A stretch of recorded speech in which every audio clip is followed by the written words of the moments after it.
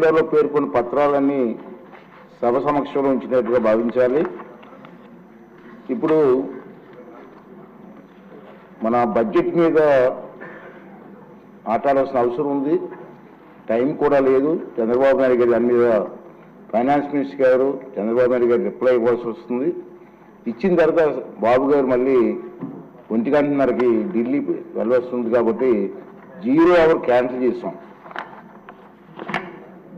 ఇప్పుడు బడ్జెట్ 3వ అంటే చివరి రోజు చర్చను ప్రారంభించవలసిందిగా గౌరవ సభ్యులు సోమిరెడ్డి చంద్రమోహన్ రెడ్డి గారిని మాట్లాడాల్సి కోరుతున్నానండి.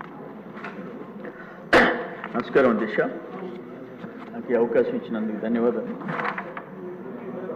మొన్న చంద్రబాబు నాయుడు గారి నాయకత్వంలో కూటమి ప్రభుత్వంలో మొదటి పూర్తిస్థాయి బడ్జెట్ మా సోదరుడు పయ్యావుల కేశవ్ గారు 2,94,000 కోట్లతో ఆయన ప్రతిపాదించడం, అందులో ఏంటంటే ప్రధానంగా ఆల్మోస్ట్ 62-63% జనాభాలో ఉన్న రైతులు, రైతు బిడ్డలు ఆ వ్యవసాయం కోసం 43,402 కోట్ల రూపాయలు కేటాయించడం. దాంట్లో చూశారు, ఇప్పుడు అచ్చెన్నాయుడు గారు మంత్రిగా ఉన్నారు, నేను అగ్రికల్చర్ మినిస్టర్గా ఉన్నాను. తమాష ఏంటంటే వ్యవసాయ శాఖను గత 5 సంవత్సరాల్లో మూతేసేశారు. సింపుల్గా మైక్రో ఇరిగేషన్ అత్యంత ఇంపార్టెంట్ రైతులకి, అందులో మెట్ట రైతులకి, అందులో రాయలసీమ రైతులకి.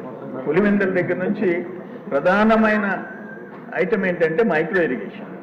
మీకు ఒక ఎగ్జాంపుల్ చెప్తా. మైక్రో ఇరిగేషన్ 2017-18 ఆర్థిక సంవత్సరంలో దేశంలో నంబర్ 1 స్థానం ఆంధ్రప్రదేశ్ వచ్చింది. వి స్టూడ్ నంబర్ 1. Mechanisation number 1. ఒకటి 1,300 కోట్లు, ఒకటి 675 కోట్లు ఖర్చు పెట్టాం. ఈ గవర్నమెంట్ వచ్చిన తర్వాత ఆల్మోస్ట్ ఏపీఎంఐపి మైక్రో బిందు తుంపర్ల సేద్యాన్ని మూతేసేశాడు జగన్మోహన్ రెడ్డి గారు. ఆఖరణ పులివెందల నుంచి రైతులు వెళ్ళి ఆ కన్నబాబు మంత్రి గారి దగ్గరికి వెళ్ళి ముఖ్యమంత్రి దానికి పంపిస్తే ఆయన అన్న మాట ఏంటంటే ఏపీఎంఐపీలు, మైక్రో న్యూట్రియంట్స్, మెకనైజేషన్లకు ఓట్లు వస్తాయా అని చెప్పాడు అనేది విన్నాం మనం. ఆల్మోస్ట్ మూత మొదటి స్థానంలో ఉండింది 20వ స్థానంలోకి వెళ్ళిపోయింది. మెకనైజేషన్ ఆఖరికి ఒక పట్ట, ఒక స్ప్రేయర్, ఒక రోటివేటర్, ఒక కల్టివేటర్, ఒక హార్వెస్టర్, చిన్న ట్రాక్టర్లు కూడా మూతేసుకున్న శాఖ ఏంటంటే గతంలో వ్యవసాయ శాఖ. దురదృష్టం దిశ. అట్లే సాయిల్ హెల్త్ చేయటం, సాయిల్ హెల్త్ కార్డ్స్ ఇష్యూ చేయటం ఆపేశాడు. మైక్రో న్యూట్రియంట్స్ గత ప్రభుత్వంలో 50 జింక్, బోరాన్, జిప్సం 50% సబ్సిడీ ఉంటే 50% రైతు పెట్టుకోవాల్సి వస్తే ముఖ్యమంత్రి గారు 100% ఫ్రీ చేశాడు. రైతులు 3-4 రైతులు రావటం, ఐఏడి ఆఫీస్కి పోవటం, ట్రాక్టర్లో లోడ్ చేసుకోవటం, ఫ్రీగా ఎత్తుకుని పోవటం. దానివల్ల ఆ డెఫిషియన్సీస్ తగ్గి భూసారం పెరిగి దిగుబడులు పెరిగాయి. దాన్ని ఆపేసిన ప్రభుత్వం ఏదంటే గత ప్రభుత్వం.